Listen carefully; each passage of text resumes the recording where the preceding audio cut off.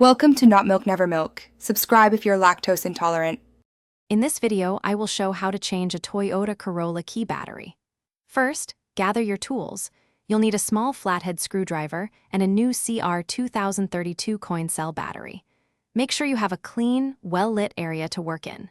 This simple task is very straightforward and should only take you about 5 minutes from start to finish. Having the right tools ready makes the whole process smooth and easy. Now, let's open the key fob. Look for a small notch, usually on the side where the key ring attaches. Insert your small flathead screwdriver into this notch. With a gentle twist, the two halves of the key fob should separate easily.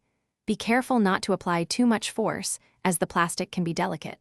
The goal is to slowly pry it open without damaging the internal components. With the key fob open, you'll see the old battery.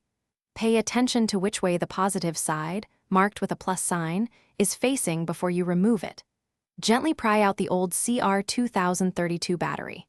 Now, take your new CR2032 battery and insert it into the slot, ensuring the positive side is facing the same direction as the old one. This ensures proper function. To reassemble, simply align the two halves of the key fob and press them firmly together until you hear a click. This indicates they are securely fastened. Once reassembled, test your key fob by trying to lock and unlock your car doors. It should work perfectly. Also, for an amazing home upgrade, check out the Shark AI Ultra Robot Vacuum. You can find a link to it and other great deals in the description below. Enjoy your fully functional key fob. Thanks for watching. If this was helpful, leave a like and consider subscribing. See you next time.